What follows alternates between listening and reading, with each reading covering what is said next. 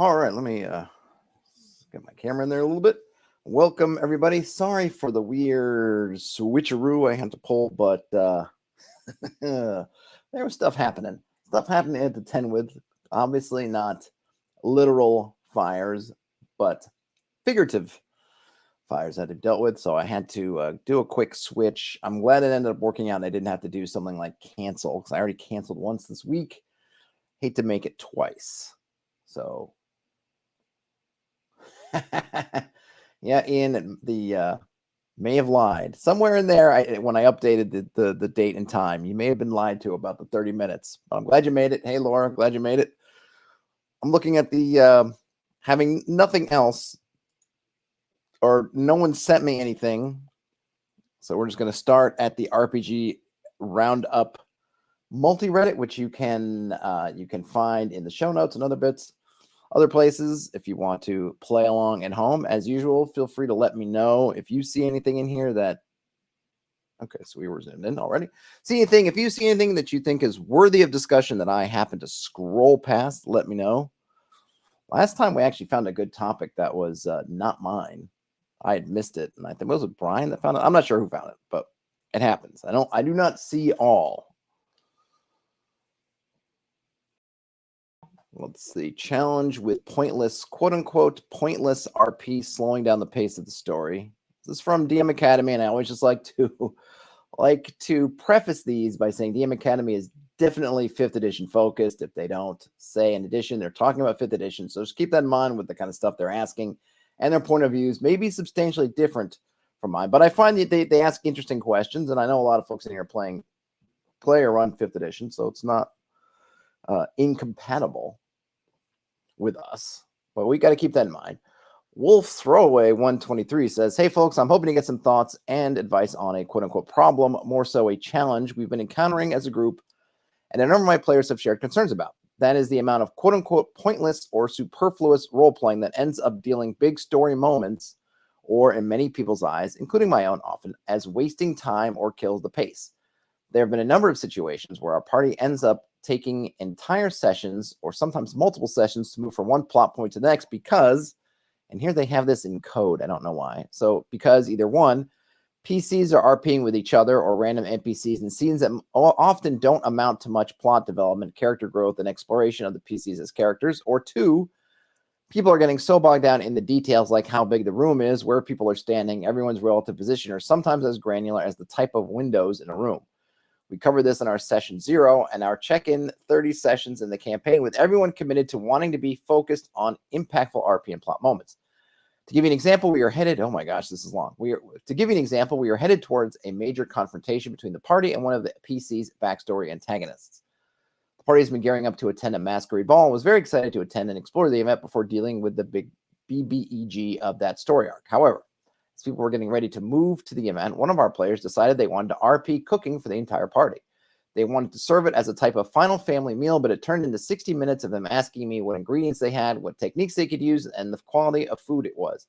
This quote-unquote encounter ended up taking a significant amount of time away from that evening's session and caused some frustration amongst the other players who didn't really care about the food, especially as we've covered in previous sessions that the character likes to cook for people, and we already know that's something that about their character, and so this wasn't new for us to learn about the character. Another recent example was last session. The party had just arrived back from a quest and had accidentally brought back some enemy guards with them. Accidentally. The party subdued them fairly handily, and the guards surrendered so that I could move the plot along. However, the party spent about 90 minutes deciding if they should kill the captives or not, despite the problem having been dealt with and the understanding that there was a big story moment that was on the horizon for that session. It was a group issue as no one person caused it, but it's difficult for me to push us forward as players keep circling back despite my efforts to move forward. I don't want to kill RP or having smaller moments between PCs and NPCs, because some of the best moments we've had as a group are quote-unquote pointless RP that leads to lots of laughs and fun memories, but we're getting bogged down in the moment-to-moment gameplay that is slowing down the pacing of our story. Sometimes it can be a bit deflating for me as a GM to have some fun ideas planned, but to have them a bit on hold as it takes a few sessions to get to them despite the group feeling ready to move on. It also sometimes leads to players zoning out or losing focus since they aren't invested in what's going on in the moment or don't see the point of whatever's going on. I'm wondering if you have any advice or tips on how to address this in the moment without shutting players down, but while also moving the story on when it feels ready to move on. In particular, any suggestions on how I frame the conversation when we have a group discussion about it, and tip strategies we could use to help the pace and avoid these pinch points. Thanks for any suggestions and advice. Okay. Hey, Terrence. Let's see. So there's a lot to unpack here. So a few things, right, which is interesting, is people are RPing, RPing. I don't know. I just can't get the peeing out of RPing. Can't say RPing without peeing. PCs are role-playing with each other, random NPCs and scenes that don't amount to much plot development, character growth, and exploration of the PCs as characters. I don't mind. I mean, obviously, it seems like his group minds this. I personally don't mind it. I might as a player, I guess, if I felt like somebody was just wasting, I don't know, quote unquote, wasting time, or I'm ready to move on, but they're not.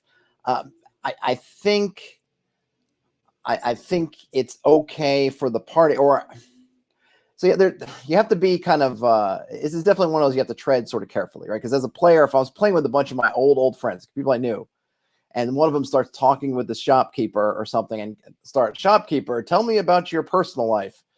I might be able to say like, hey man, really? Are we really going to do this now? Didn't we want to get to this ogre, and we were going to go face down this ogre tonight? And you really want to now ask this shopkeeper about his growing up experiences? Is that really, do we really need to do that? Right? With your friends, you can kind of say that, and they can say like, come on, man, let's move it along. But if we don't have an idea of the context in terms of the group or who they are, what their dynamic is, it might be easier said than done. It might be more split. It seems to me there's one part which is kind of a selfishness, and the selfishness is actually on two sides. So one, you have somebody who wants to then, have a moment where they're cooking their example of one of the characters wants to cook a meal for their characters, and they draw it out into a scene. There's a bit of selfishness because that player is taking something and they're kind of turning it in their own moment, right? I want to cook. I want to do this thing. It's taking up game time, and it's really for me as a player, for me as a character, and it's really for me as a player. And I'm just throwing it out there that I want to spend this 30 minutes or whatever time on me, something for me, right? At the same time, I think you could look at it and say, well, okay, the rest of the party could say like, okay, this player wants to do this thing. It is, and this is something that I can see the cooking meals. Yes, they know about it, but it's still building up these party moments. It is building up a kind of a character development. Who knows what's going to happen at this? We don't know what will happen at the at this. What were they going to? Some kind of a costume ball masquerade they're going to next. Maybe something terrible happens, and maybe it ends up being a significant moment. In retrospect, we don't know. We don't know what's going to happen in the future. So then the rest of the party, you go, all right, let's get on board with this. We're gonna do it. This is something you want to do, and just like when I want to do something, I hope that you as a player will get on board. I'll get on board with you. And there's a sense of kind of the group, and that's, I think, and I mentioned this. I made a video about this ages ago, right? That I felt like was back when the sort of the earlier days of people criticizing or bemoaning and loving kind of Critical Role as an entity. Was that this is the thing where Critical Role would get into it, right? Someone wants to make a dinner for the rest of the group, and everyone would sort of get on board and be part of that scene and part of that moment with some gusto, right? They'd all get behind it. There wouldn't be the kind of like, I want to cook a meal for you, and then everyone's going, oh, and they sit back and kind of loll their eyes at it. So there's that element, right? From you as a player, hey, get on board. Your friend wants to do this, have this moment. Why don't you just get on into it? Have some spirit and get into it. Now, on the flip side is, hey, player, that everyone's kind of getting ready for this ball. So maybe don't spend a ton of time on it. And as the GM, just say, hey, you got all the ingredients and everything you need, right? And when they start asking you, like, well, what ingredients do they have? What can I make? Just say, hey, man, just you narrate it. Whatever you got, here's the space. We can even backfill if you went around to the shops the earlier part of the day. If this is the evening, right? And what do I have on hand? It's like, we'll just say that in between other errands, you got the food. Like you can smooth out that road a lot more. And so when you see that they're starting to get bogged down with asking questions, and then it's going to cause more time, just smooth all that out. And then maybe put a cap on it. You can even have a little bit of like, okay, like, hey, as a group, we decided we really wanted to cover this week. So it's 7:30, we play till 10. So let's say we got 30 minutes for this, and we're going to do that, and then we're going to move on. Like I think you can have those discussions, but you just have to tread lightly because different things are important. That might be important to that player to kind of do that moment. They had it in their mind. And if you just kind of ixnay it, then it's going to feel cruddy. And it's also probably going to feel cruddy if you're doing it and you feel like this is a nice thing. I wanted to have this group character moment, and then they don't. But at the same time, don't hijack the game. Hijack the game for your own ends, right? Either way. And then Darren says you can always have a bear attack. Absolutely. And Laura says you can use NPCs to move the plot. And Darren says could be a cowardly player that's just filibustering. Could be. And Laura says that cooking needs to be real food for the players. That might make it worse. You're like, all right, I'm really gonna cook this meal. I feel like there's also some. So I'm gonna say there's probably some selfishness and lack of sort of group ethos in the mix. The players, if they're all looking at it like this isn't about me and this isn't about the quote unquote plot, so I'm not in. There's some selfishness there. There's certainly selfishness on the players if they're going to be pushing their own agendas and spending a lot of time on it, recognizing it's the team game. And sort of and just kind of dragging the rest of the party because they pipe up and say, "Oh, I'd like to go spend an hour doing this thing that only I'm interested in." There's some selfishness there, and there's some selfishness on the part of the GM as well. Who is basically saying like, "Well, I wanted to do this thing, and we're not going to do it." Like I personally could care less. I try to come up with stuff for the game, and if I come up with a bunch of stuff and my players end up taking a long time doing something else, I'm like, great. Because they're RPing with each other or with some NPC, because that just means that I got to do even less prep next week. So you mean that I went out and prepped these things this week and I don't get to use them? Well, that just means I get to do zero prep next week. If they want to spend all session in town, blah-blah-blah along, it's these things don't go bad. They don't expire. Oh, I had this great encounter, but if I don't do it this week, it's going to be less good next week. It's like, no, and it probably means that it'll be in my brain. I'll even come up with more sort of something even more interesting or add on to it for the next one. So I don't mind that part. That to me is a little bit like, hey, why are you pushing your quote unquote story, right? But remember, this is coming from a 5th edition perspective. So everyone's kind of about story, either their stories or the group stories, and sometimes one to the exclusion of the other.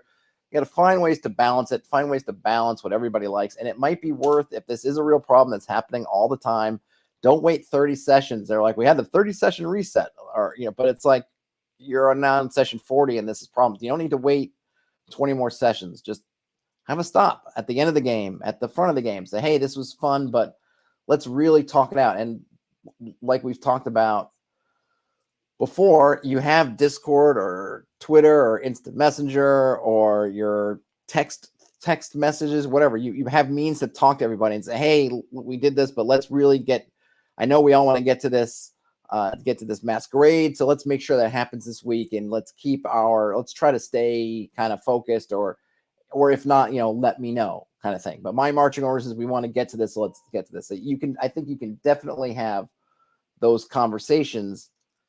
Just tread lightly. Snacks make everything better, Laura. That's true. Null Terminated says that they've seen this be a reflection of the very, very detail-oriented GMs kind of training the players to get too far into the weeds on mundane tasks. Yes, because, that's the other thing. If you go in a situation, I think one example was something like the type of windows they have. But if that was meaningful in one situation, this happened because they didn't check the type of windows. They didn't understand the window was a mimic. It's like, well, then guess what? Once window mimic strikes, they're probably going to check the windows a lot. And there's nothing really wrong with that. It's kind of fun. Sometimes I don't know, if the players enter in and they're like, what kind of windows does this inn have? And I'm like, I don't know. Let me check. But you can probably say something if it's going too far in the weeds. Like they're mundane windows. Like anything you can tell, these are mundane, ordinary, I don't know, lead painted or whatever the windows. They've got those imperfections of sort of very old windows have, kind of thing, or whatever. It's covered with a sort of a sheepskin. I don't know, whatever kind of windows they got. This is it. They're ordinary, dime a dozen windows, and move along. So that, as a GM, that's kind of part of those things you have to try to do, is kind of herd things a little bit, especially if they're going after details that either you don't have or really are not important. But yeah, this is something that you can end up being like, you might have created this problem when you made tiny little details super important. Some kind of gotcha situation. Players learn from that, and they're going to learn to be like, all right, we better go check all the windows because they might be mimics. So, there is a little bit of they might be reaping what they've sown. And this is just some clear, cool water for the working man. Where it says OCD strikes again. Yes, could be. It's a good question, though.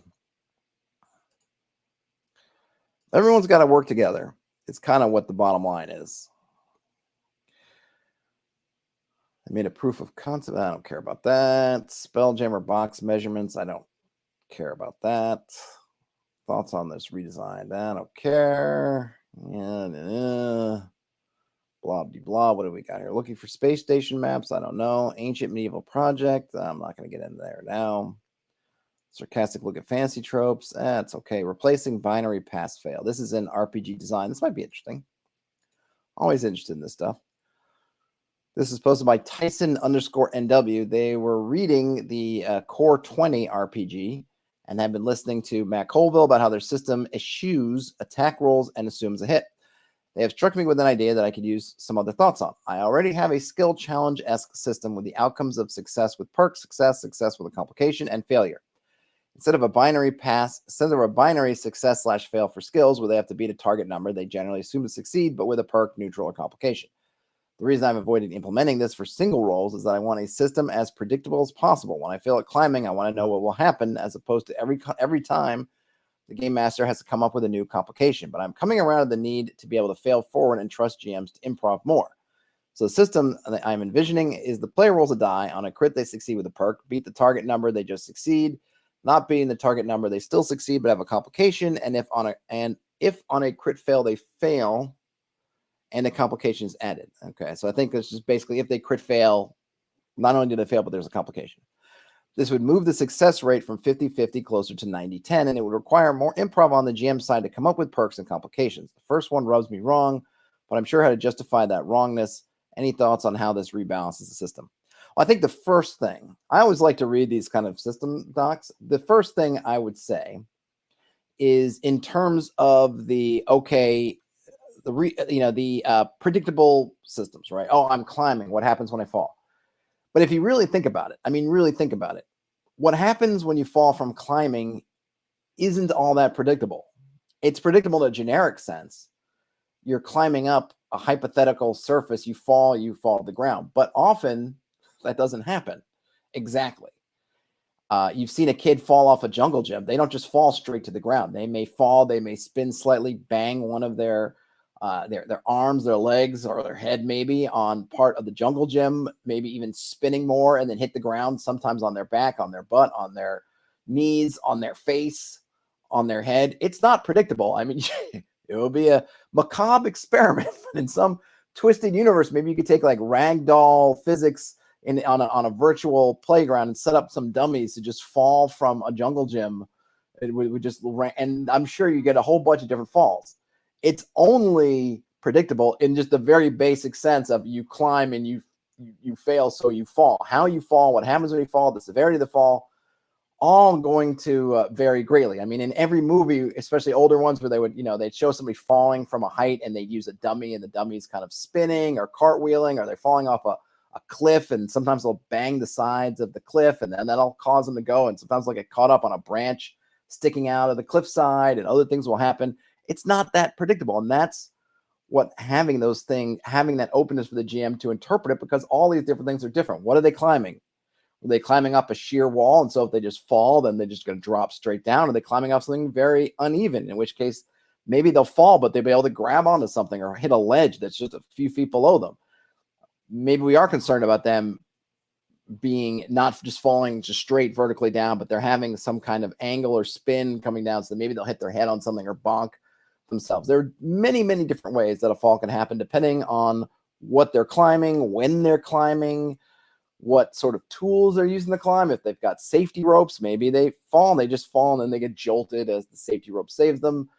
Maybe they're able to do something else. Maybe someone else is able to grab them who's kind of traveling beneath them, climbing with them. Climbing buddy can help them. I think this person's taking for granted, like, oh yeah, you just fall. And they're just picturing just in space, somebody just falling in a cylinder of just emptiness. But that's usually not how someone falls. Probably the least amount of falls possible is just where you just come out and you're able to push off and then you just fall just straight. Especially when you're not doing it on purpose. It's a lot messier than that, and a lot less. What's the word? uniform an experience. Laura says, depends where you fall off of. There's stuff going to hit down with the bottom, so many variables. Yes, so they get stuck, they get wet, right, all that stuff.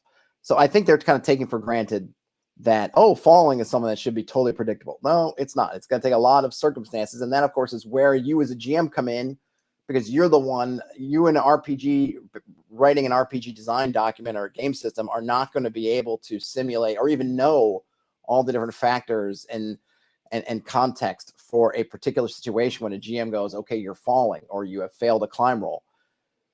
So you can't build all that in. Now, in terms of moving the odds of success from 50-50 closer to 90-10, it really depends. I wouldn't have a problem with, in some circumstances, it's 90-10. There are some things that you think about and you go, well, I still want to roll because there's consequences, but the chances of them really failing is not very high. It's really more about, do they get the perk or do they get the complication because they move forward? Like something like not really, you're in a situation where you're opening there's an iron door in some dungeon somewhere, and it's not really a case of it just super stuck. You can open it, but the trick is, can you open it without making a massive amount of noise? Because maybe it's right up against the stone, and it looks like if you move it, it's going to make a big screeching sound. Everything looks rusted, so you're worried about these big hinges and what kind of sounds that will make. Whether your light is going to enter in, can you shield things so you can look inside as you're trying to maybe get it ajar first and then look? All these different things where the answer or the question isn't really ultimately, can we get the door open or not? Because the answer is yes, you'll be able to. Maybe you say on a crit fail, you do something horribly wrong and the door is just jammed. Fine. But I'm fine with that being a 90-10. And that really it's all about, are you going to, me as the GM, we have some things about the door. Hey, if you do it with the perk, using their language, then you're going to manage to get it open pretty quietly. And you're going to be able to peek inside and you'll still have surprise or whatever. Great. If you just do it normally, you're going to get in. It's not going to make an absurd amount of noise. But if there is something on the other side of that door, you're going to be at a surprising each other kind of thing. It'd be you're both surprised. You poke your head in after you open the door a little bit. They're all of a sudden looking at you, and that's it. And then, of course, if you fail with the complication, that you get the door open, but it makes a massive amount of noise, and you are surprised. Whatever's on the other side has had a chance to assemble themselves or arrange themselves in the best way to counter whatever it is you're trying to do, and you're at a disadvantage entering this new encounter. I could totally see that. Would I want it to be for everything? No, but I think a system that gives you some flexibility for me as a GM to say, hey, this is a 90-10 or this is a 50-50, maybe this is a 10-90 or something like that, and giving some success, but is not necessarily terrible.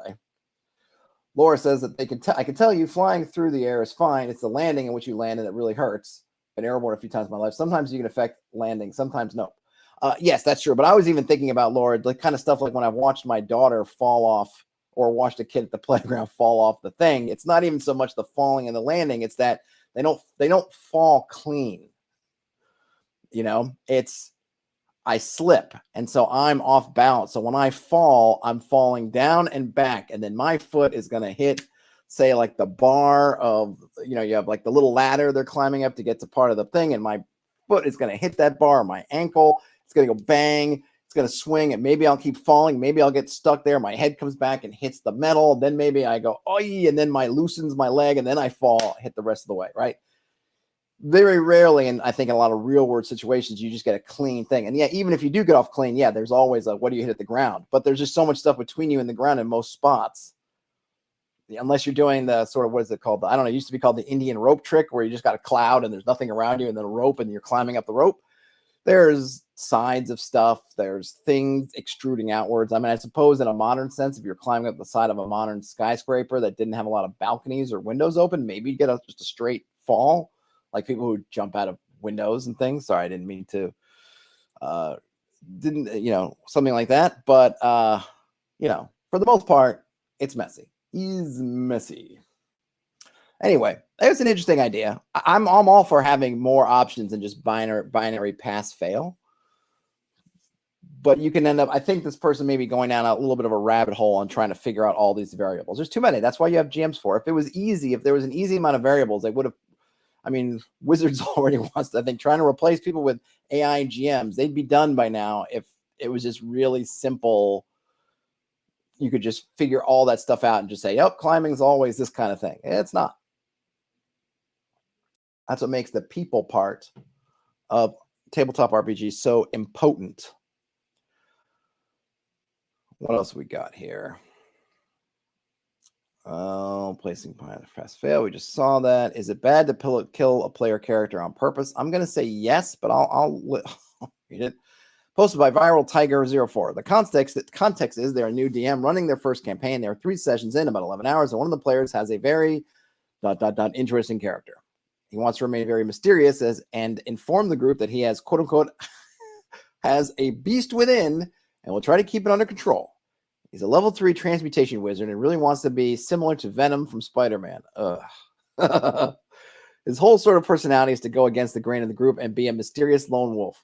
He has been asking me many times if I can give him a scenario where he can unleash the beast, aka use a 9th level transmutation spell to turn himself into an ooze golem. I feel like this is overpowered because he hasn't unlocked the spell yet. You think? This is his first character ever. I've tried to talk to him about waiting until he unlocks the spell, but he really wants to use it and says it's the whole point of his character. My options at this point are to allow him to use it. He has said it's fine if they nerf it down a bit, or to kill his character. I considered letting him use the spell just once and killing him soon after. My goal as the DM is to allow every player to have fun, but I'm really having a hard time navigating the situation with a stubborn player and an OP spell. Okay, well, there's a lot to unpack here again. You should not start the game with a character concept that does not fit or doesn't meet what you're looking for in your campaign. You should not just start off with, oh, hey, whatever. And this guy comes up to you and he says, yeah, I'm going to play basically want to play Venom. I'm going to be this, even though I'm level 3, I want to have this spell that's 9th level that allows me to turn into this ooze golem. And I'm going to do this, that. I mean, I'm going, let me stop you right here, pal. I appreciate that you want to play Venom, and I'll be happy to work with you on some way to get there, but you're not doing it like this.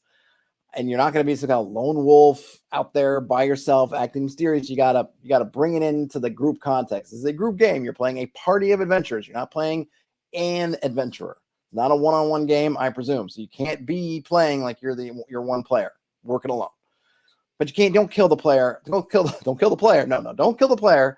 Don't kill the PC on purpose. Okay, you got to talk to them. This is a classic talking to them. It seems like they've tried, but it seems like it's not working. And so now they're like, well, it's not working. So either I give in or I kill their PC. Well, I think reality is if you're at an impasse, and this seems like you may have to take a mea culpa a little bit as a GM and say, listen, I'm sorry if I led you down this path, that this was okay. I didn't know. I knew. We're all new. When we started playing, I didn't do a session 0, and we just kind of got started, and I didn't check out your character sheets. We didn't talk about it. Mea culpa, mea culpa, mea culpa. But we got to get out of this somehow. Now, if you and the player want to talk to the side and say, listen, if you want to have your ooze golem moment and then you're going to start over, like we can do that. Like I said, look, because I messed up, because I goofed up and got all this stuff and got your hopes up, whatever, I'm going to give you an ooze golem moment, but I'm not going to just kill you. What I'm going to say is, okay, you're having your ooze golem moment and this character is going away, number one, or we're going to fix it. Like this was a one-time, I'm giving this to you as basically because I messed up, here's my gift to you, one-time ooze golem, and then it's gone, or this character's gone and we're starting over. But don't just kill them as a way of getting rid of it. I'm going to kill them in game, because who knows what they're going to come up the next time. One, you're probably going to upset them. Two, it's probably going to come off like you're killing them. I mean, maybe you'll get lucky and they put themselves in harm's way and you can kind of do it and it's not going to look obvious, but it'll probably come off kind of obvious. It's going to upset them. It's going to seem obvious. And then you're not solving the problem, because then when they come back and say, okay, fine. My Venom guy didn't make it. Now I'm on to Sandman from Spider-Man, or now I want to play, Thor, and I'm going to have a magic hammer Mjolnir and I can ride the lightning. Like, not going to get better, because you're not actually fixing the problem. You're just fixing symptoms of the problem, which is that you and this player have maybe very different ideas of what the game is. And you're all new. So that's what I would do. So it's kind of, in a way, it's kind of a compromise. Giving their big moment as a compromise, but letting them know outside of game that this is because I messed up. And then after this, we're starting from scratch. Your character or new character or something. And you could even have it if you got to that point where you're like, okay, we're going to start over, but I'm going to give this golem moment. It could be kind of fun. You can make it something kind of meaningful. It might even be sort of fun. And then That's it. That would be my compromise, because there is part of me that feels like, okay, I goofed because I really didn't help you the way I should have, but I'm new too. So we're kind of both blind in the dark, but you got to figure it out. And the way to do that's not to do it in the game. Terrence says, this player just wants to kill the rest of the party off with their head. Broughton says, I'm at the point in my life that if I had to deal with a player like this, I'd probably just kill the character for the lulz and tell them to make a character that fits if they want to continue playing. Yeah, I mean, Broughton, I hear you. I just think that you want to remember they're all new players. Everyone's new. And doing it that way, I think it's harsh. I think it should lead to more bitterness, especially for a new player, right? They don't know. I mean, they don't know.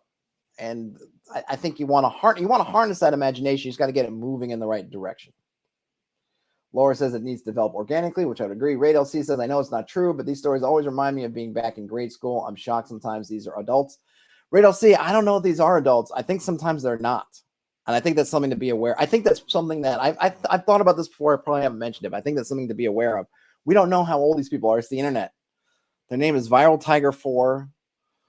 They want to play Venom. So their friend wants to play Venom from Spider-Man.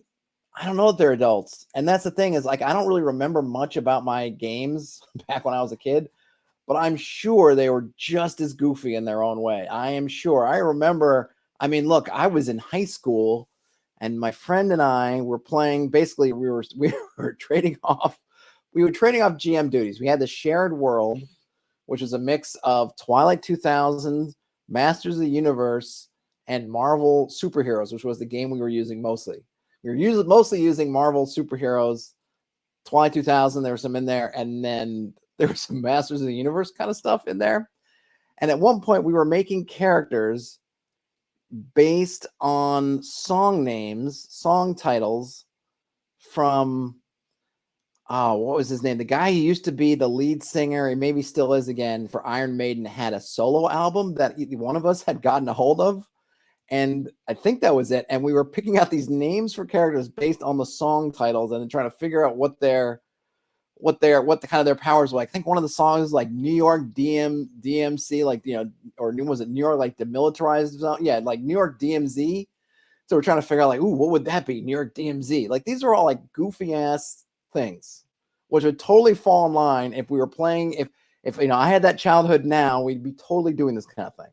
And I think that sometimes when we're coming in from the outside and we're reading these, we don't take that into consideration. We don't know how old they are. And I don't know. But even if they were adults, I would say that there's often that first bit when you start playing a role-playing game and you want to do all kinds of crazy stuff and relive fantasies because you've never had that freedom in a game to do that before.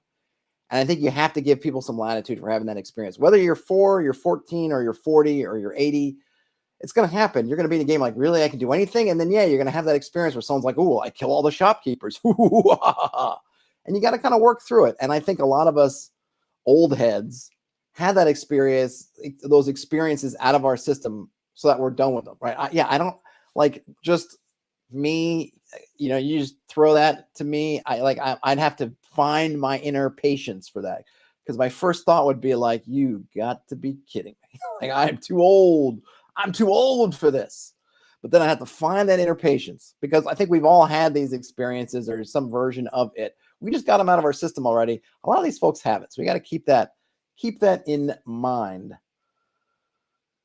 Null Terminator says, kind of hard to kill a PC in 5th without looking targeted, even with DM experience. Yeah, I mean, you can bring in some heavy hitting creature that does a ton of damage and just hit him a few times. But yeah, I mean, I think even if you're not playing in 5th edition, especially if you've been playing for a while and you've been, you know, like in my games. So for instance, here in my game, if we're playing and I've got a creature and both PCs are kind of in the mix and none is in more position than the other, I'll roll dice. I'll say, all right, the owlbear, you guys are both facing up to the owlbear in single combat. You both hit it. So it's not angrier one of you than the other. So let me roll a D6 and I'll sometimes let the player say, hey, when you take even, who wants to take odd? All right, let's roll and see who it attacks. If I suddenly stop doing that, suddenly owlbear is just hammering someone, it's going to seem obvious. I mean, obviously your style is going to matter, but I think if once you've got a sense of how the GM tends to operate their monsters, certain things will start to kind of throw those red flags at you. If suddenly when the GM had been making a consistent effort to spread it around or talk through the logic, and suddenly like, nope, I'm hammering Bob, I'm coming for you. it's gonna feel like, wow, he's really going after Bob. Even if it makes sense, sometimes you're gonna get that sense. Bruce Dickinson, now I remember, was the name. He had a solo album. Was it Tattooed Millionaire? I think it might have been. I got to look it up real quick. I think it was Tattooed Millionaire was the album. Because there's also an album by the band The Cult that we might have been pulling from. So I'm not. Let me see if I can get the song titles here. No, it wasn't. It must have been the Cult album. Because this is just not. We listened a lot to Bruce Dickinson, but that's not the one. It must have been the Cult. I'll have to look it up. But yeah, it was like, oh, well, you know what? Hold on. I probably can. I think it was the Cult. I want to say the song really was like New York DMZ. Oh, it totally was.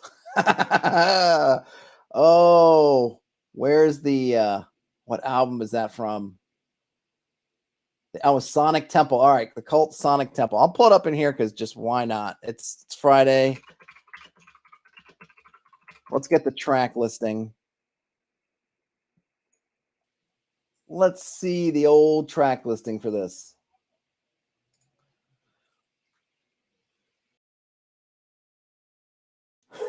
Ron says Bob's a jerk, though. Yeah, it is. All right, he there was it New York. Oh, was it New York DMZ? No, this wasn't it. I'm gonna find it because this wasn't it. We definitely weren't calling people Sweet Soul Sister. It's another album that was high on our playlist, but yeah, it was okay. No, something else. I'm gonna track it down. That's hilarious. I'm gonna find it now. But yeah, that we were.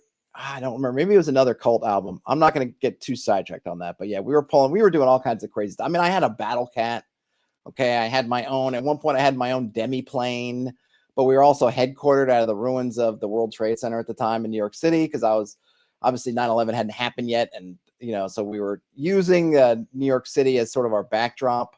We'd somehow gone from the starter adventure in Twilight 2000. I think we might have had some New York City module also.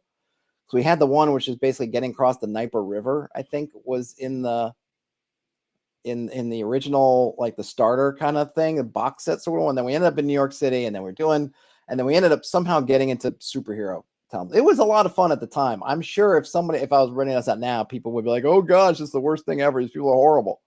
Much how I think when I see the guy saying, I want to be Venom from Spider-Man, but I'm not in that mind space anymore. But oh yeah, I did have a little bit left of some mint green tea Spindrift, so I'm just going to finish that off.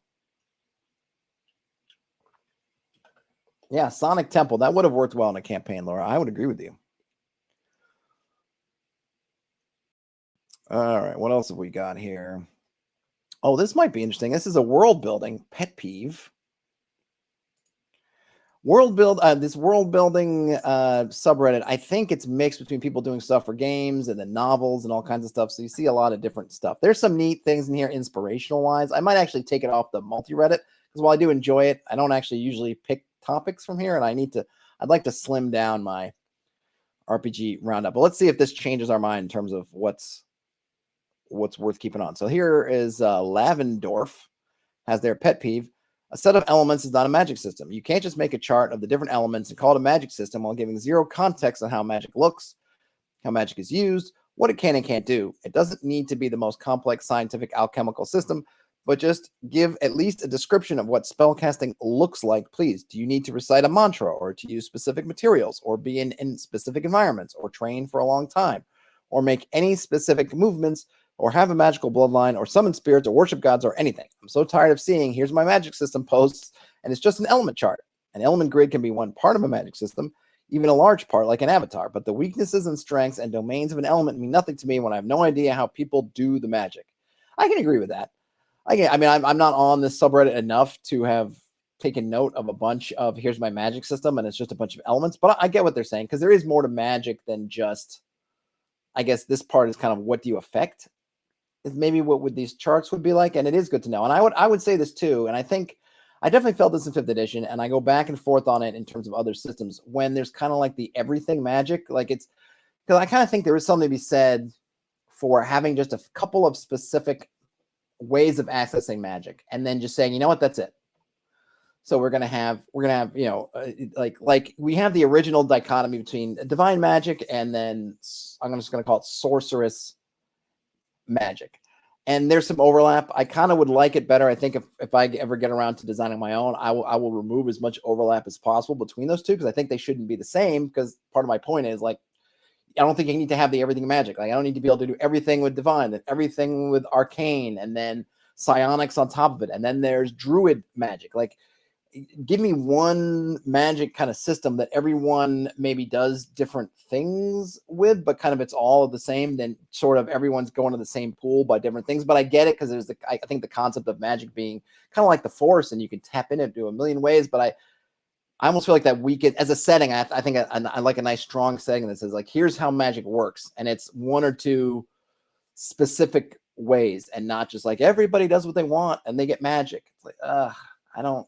That doesn't appeal to me. It doesn't really trigger my imagination, because I feel like, and maybe this is another thing in terms of when you've played games for a while or been around it, or then people who are new, is I like all the limitations. I like it when it's like, well, you only got that spell today, so what are you going to do with it? To me, is a lot more interesting than I can pew pew magic. And nothing against if you love kind of Harry Potter style pew pew magic, but in terms of what's interesting to me, what creates more decision spaces with some, that's like a whole like game within a game. I like that. Give me some limits. Tell me that, hey, I got to go to midnight and do this thing and I got to find the standing stone at midnight, and then I can conjure the elemental, as opposed to you just conjure it whenever. And they try to get there a little bit in some sense with the costs of things, like, well, you need the diamond, but then you're just kind of carrying around diamonds. It's much more interesting if you say, hey, you want to resurrect this person, forget having the 500 gold piece worth diamonds. You have to get them to this standing stone, and you have to do it under this moon, and you're going to have to be like Valerian and fighting the spirits for 12 hours. Like, yeah, like that's cool. And then it's like, well, I got to find this place. It's like that, kind of like inserting that adventure in there. It's like, oh, well, where is the nearest standing stones, and who's there, and what am I going to have to do? Like, it's something. And I think sometimes we get caught up in especially I think in the modern game, like, oh, everybody can access magic in their own special way. It's like, great, I guess, but I'm not saying it needs to be constricted to a certain class or anything like that. But give me some specificity, give me some limits. Otherwise, that the saying, necessity is the mother of invention, and I do kind of believe that, especially in these circumstances, when you kind of have things, you don't really think about going outside the box to figure out solutions. I want to encourage opening that box. Mark says, good points on needing some parameters to bigger magical rituals. Yeah, I like it. Terrence wants to ride a giant kiwi. I understand that.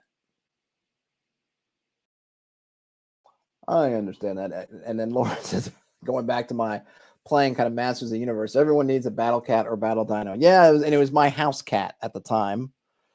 Poor little out for Ruprecht, the house cat back in the day. But yeah, he was literally my battle cat. I was managed to enlarge them to sort of battle cat dimensions, and I would ride around on him in the game.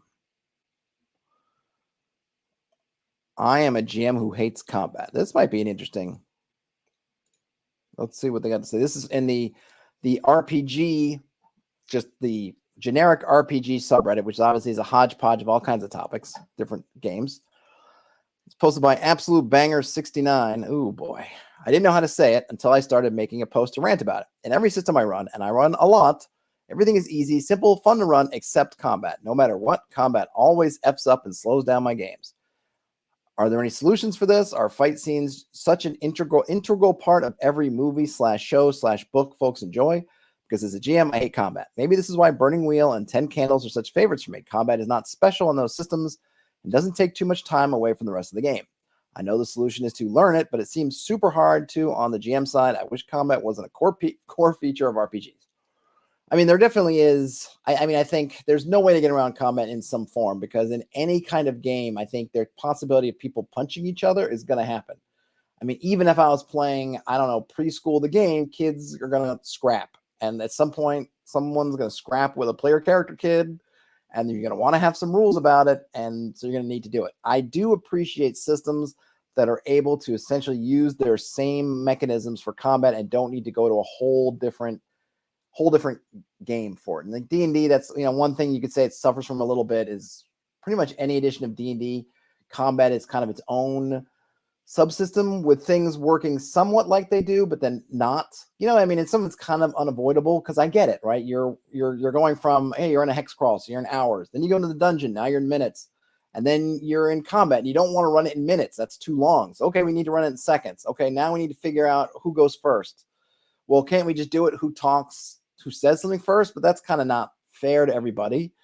And monsters can't talk. And so, okay, who's going to first? All right, we're going to roll initiative. Okay, now we're going to, all right, well, we're still using a D20. We're still doing that. Sure, D20 for hitting. Oh, saving throws, great. But, oh, wait, we got to have these armor systems. Oh, wait, we need to have hit points. Oh, wait, we got to have dice for damage.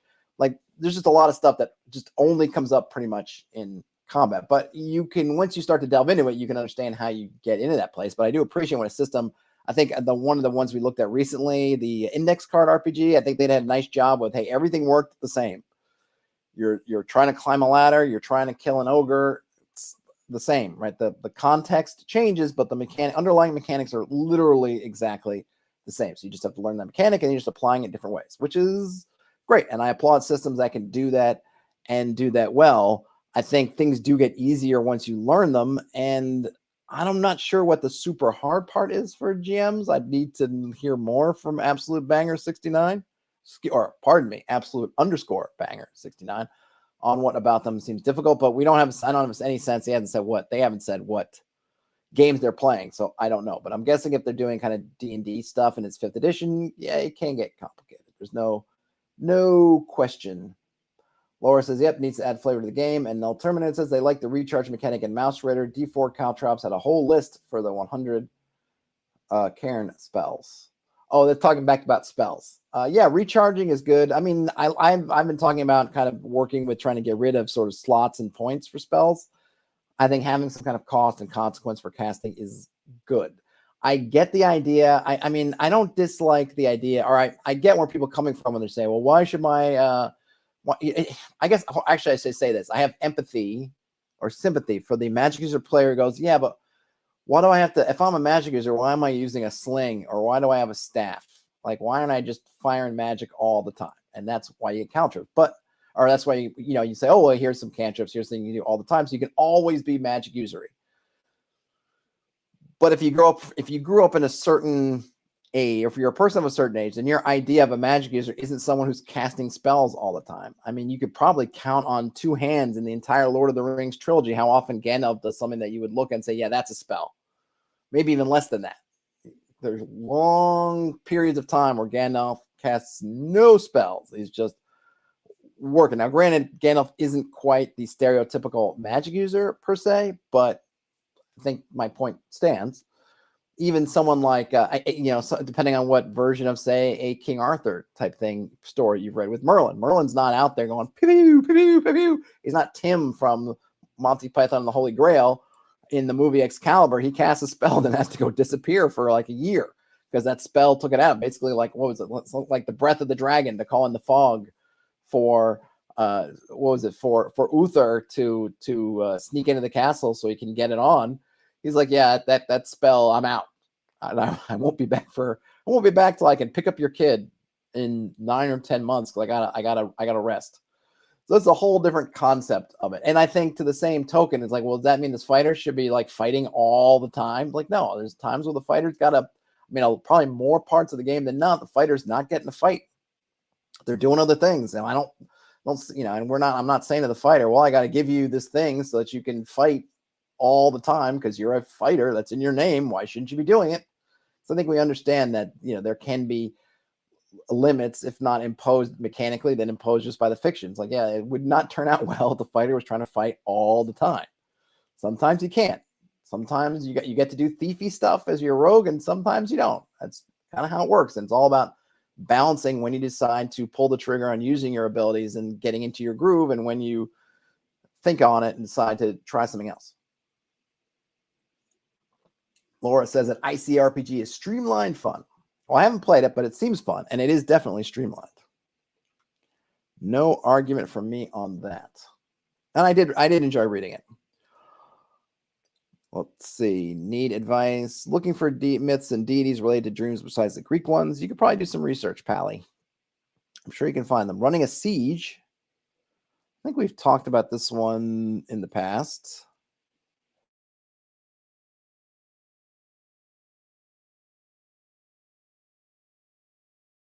3 level 12 PCs and a healbot NPCs is known as a healer. Returning to Neverwinter as a demon horde prepares a full-scale attack. There have been many skirmishes, and the northern part of town has been mostly evacuated and heavily damaged. How should I run a large-scale siege for a small party? Have them fight skirmishes outside the city gates, put them in charge of platoons themselves. These last few sessions will be the siege and then the dungeon crawl to the big bad evil guy to destroy him forever. I want this long campaign to end memorably. We've had a lot of ups and downs through this campaign. It's like to end on a high note. Well, I don't think how you choose to do this is going to, that's probably putting too much pressure on yourself. If you decide to have them do skirmishes outside the city or give them platoons, just your picking of one choice over another is not going to determine whether it's a high note or not. It's all going to be about the content and what you do in it, not like, oh, I should have had them do skirmishes instead of having them captain platoons. I mean, the thing is, you can ask them, give them the options to say, hey, do you guys, we need some stuff. Like the city leaders could come to them and say, hey, party, you've done so well so far, and you're here just ahead of the demon hordes. We got 2 needs. We can't spread ourselves that much. Do you guys want to be a crack team taking on targets on the demon horde to hopefully halt or cause the siege to falter? Or do you want to command legions? Like, we need both. We don't have enough people to go around. Which do you want to do? And then the party can pick.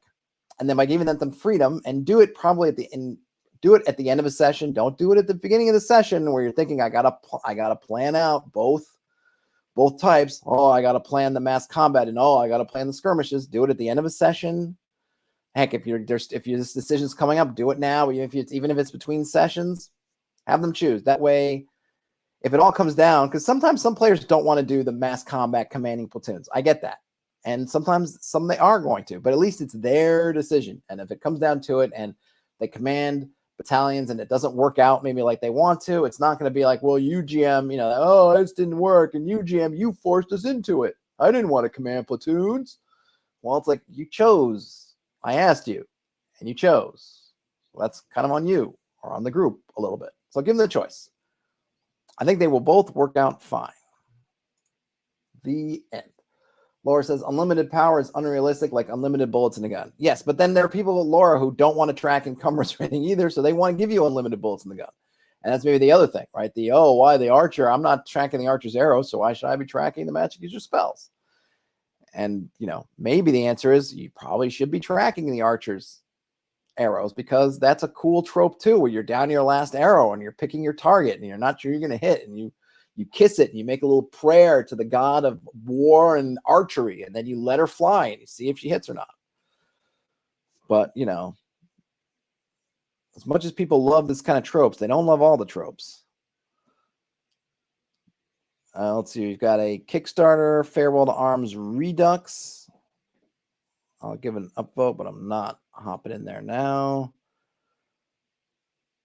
All right, here we go. This might be interesting. Remember, this is DM Academy, so it is going to be 5th edition centric.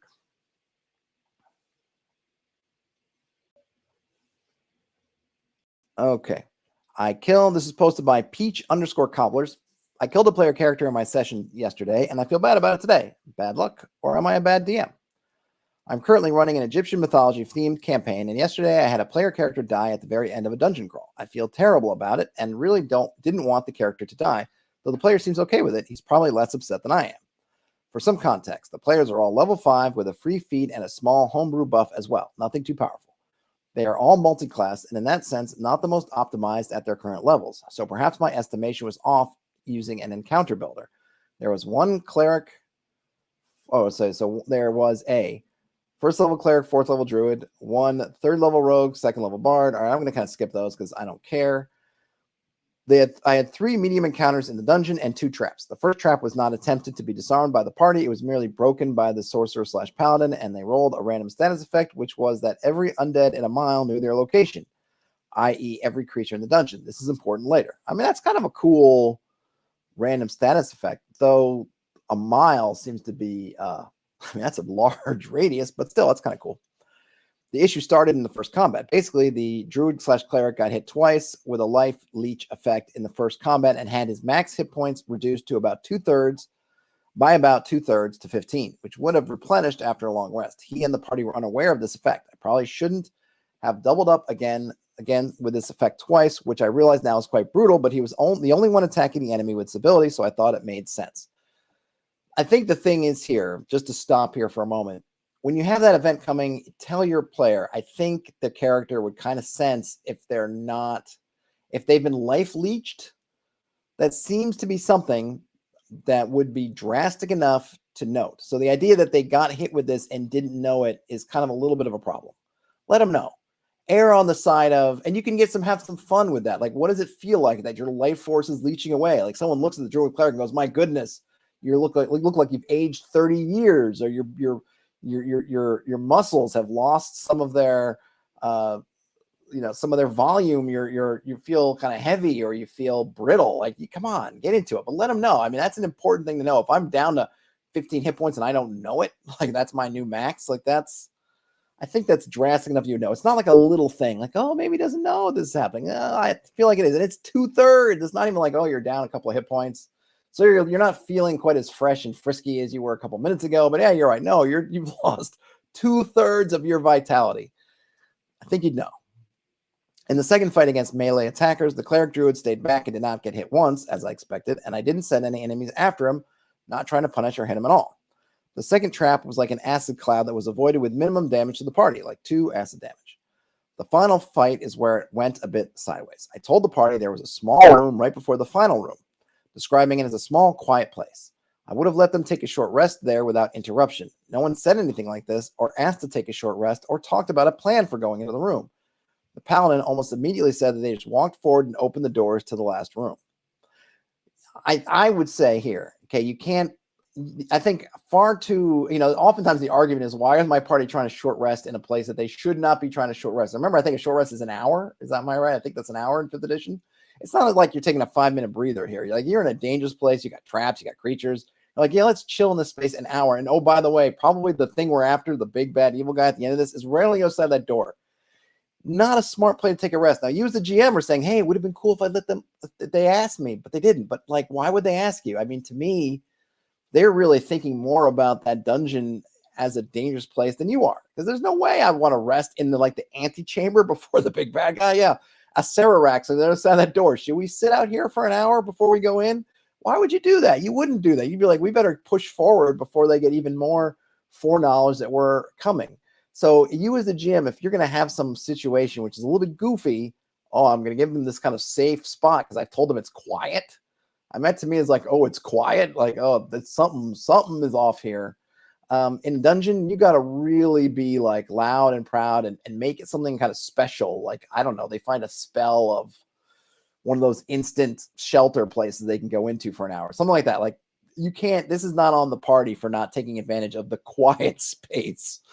Oh, the quiet space before the giant doors with skulls and demon heads on it. Yeah, perfect place to take a little nap. Come on. Come on.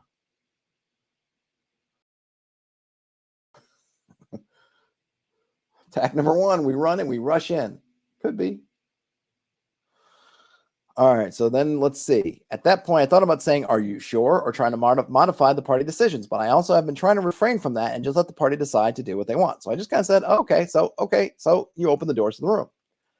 I described the room, and here's the consequence of that first trap. Because the last 2 enemies knew that the party was coming, I had let them become invisible as a preparation. This wasn't a spell in the stat block, but I wanted a more concrete negative effect of that first trap. The party didn't roll perception or investigation or anything like this in the room when the door was opened. I don't know that I feel like so there should have been passive perception at least.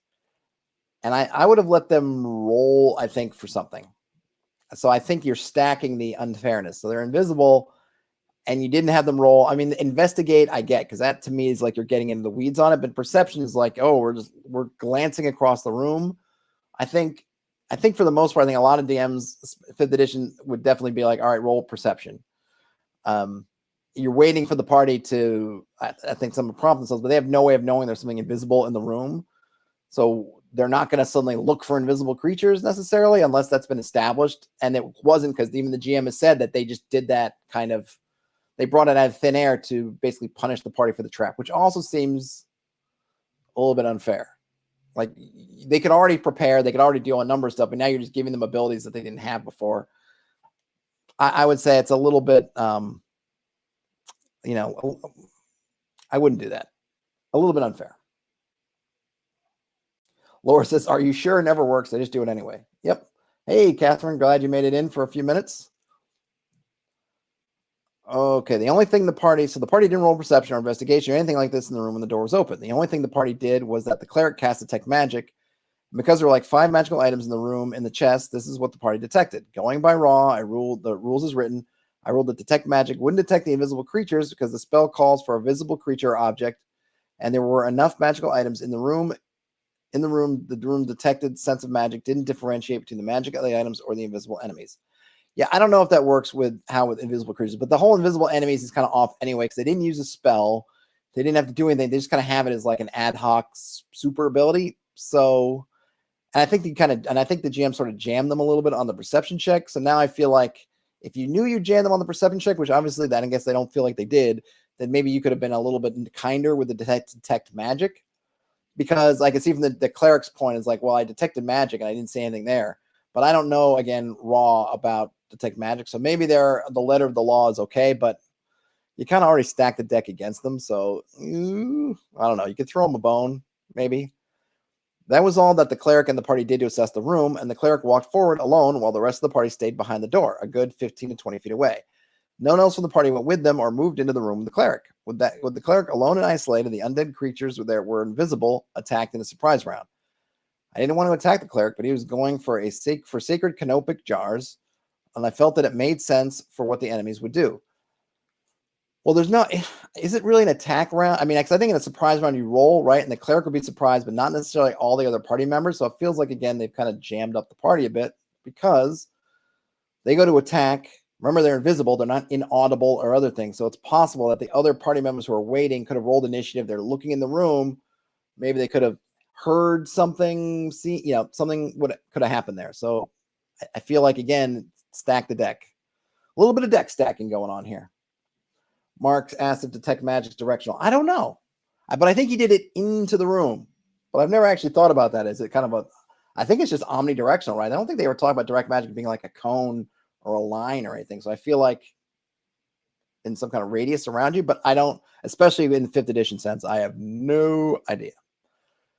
The cleric druid had the highest initiative. We started the turn with his death saves. We were going to do, okay, so I missed some part. So sadly, with only 15 max hit points going from, I rolled natural 20 against the cleric, but fudged that and just dropped them 0. The party had 4 healing potions between them and healing from the paladin, but none of the others had any healing spells. Cleric Druid had the highest quote-unquote initiative, and we started the turn with his death saves. We were doing private rolls, so the first turn goes by and the party attacks the other undead creatures, but no one goes to help or heal the cleric/druid. At the very start of the second turn, the cleric druid rolls a natural 1 and tells us that his character has died. I felt terrible. I tried to run in challenging and strategic combat to make it fun for the players, and in the pregame survey I did, people said they wanted to play for stakes, and they wanted challenging combat. I definitely think that the players could have approached this better or more strategically to make sure the cleric didn't die. But with my DM knowledge, of course, I know things that they don't, and I am biased to seeing the outcomes as a result of decisions or non-decisions. I offered the player the opportunity to keep their character. We could workshop a way in which they could be saved or not die, but the player said he didn't want to cheapen the stakes or the threat of death in the game. They've been DMing for 2 years. I'm not the greatest DM in the world, but try to spend a lot of time balancing encounters, never try or want to kill a character. This is the first time I've ever done that, and I feel sad about it. It's weird because when I play as a player, I've had 4 to 6 characters die, and I don't care when my characters die. I have no strong attachment to them, but I feel really bad as a GM that the character died. Was this my bad, or do you think it was just bad luck, bad planning for the party, or a mix of these?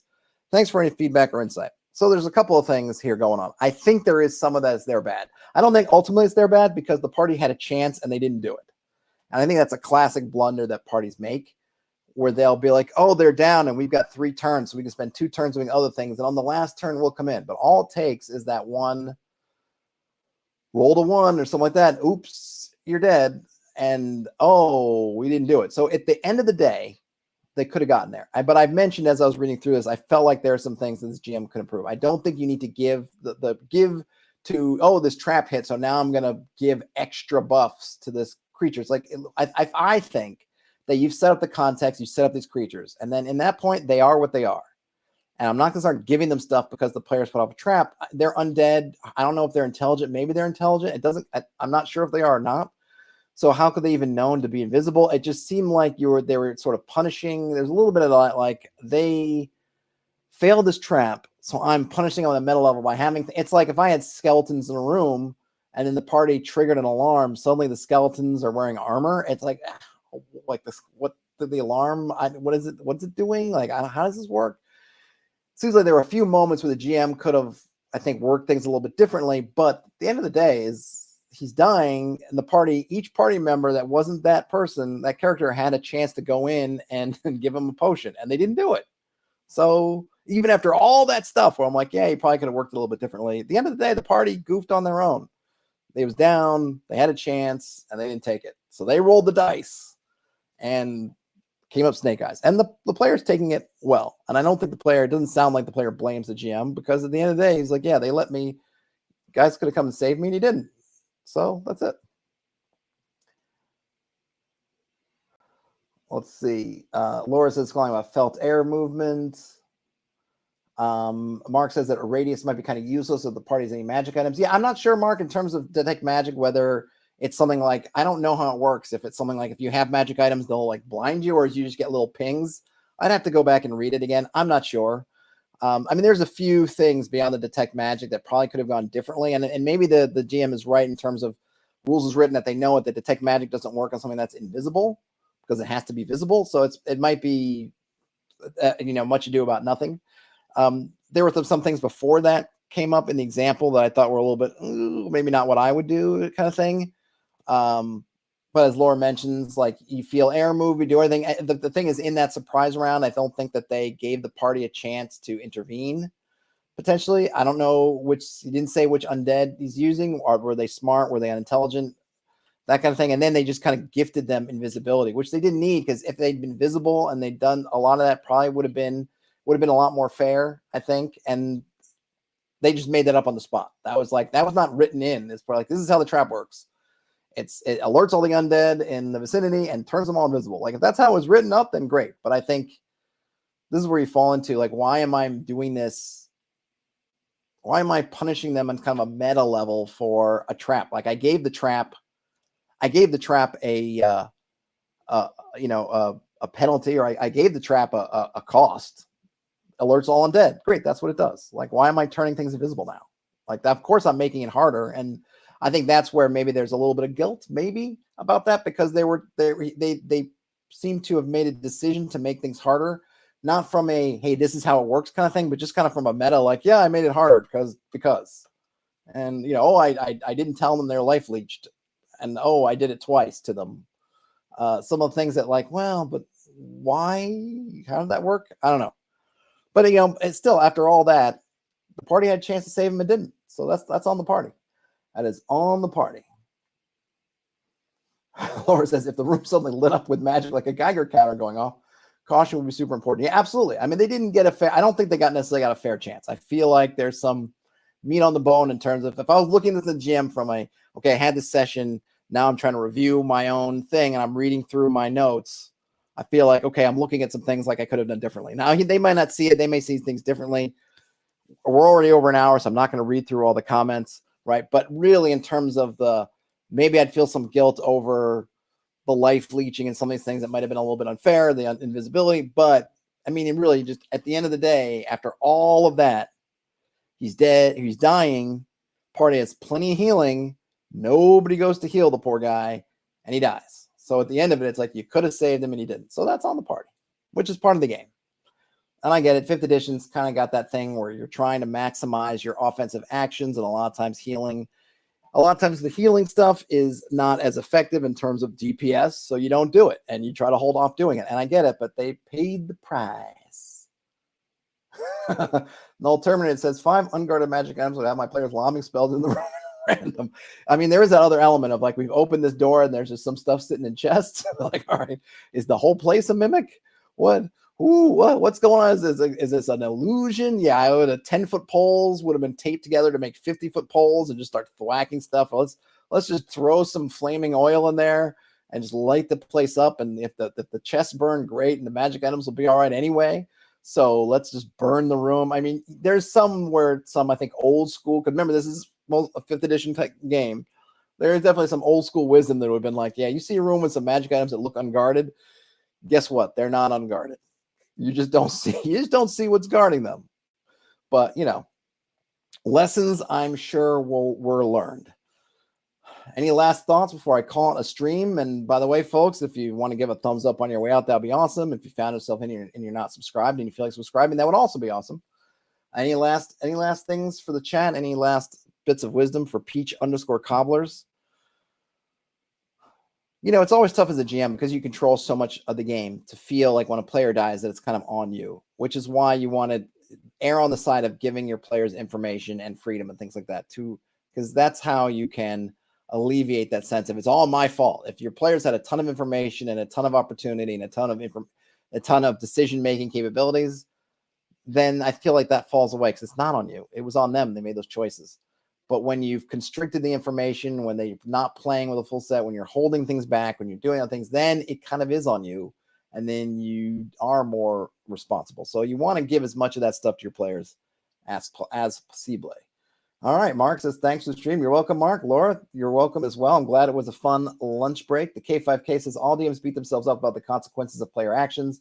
The DM up the stakes without warning them, then a little blame may fall on them, but not all. Yep, I would agree with that. And yes, it's the nature of being a GM. You're always going to feel a little bit like, man, did I do that? Especially if it's like a long-lived character or a popular character or well-beloved character. You're always going to feel a little bit like, did I need to do this to this person at this time? But, it happens. All right, folks. It's Friday. So if you're watching this today or listening to this today, have a great weekend. Otherwise, have a great day or night whenever you end up watching or listening to this. Game on, everybody. I will talk to you later. Bye now.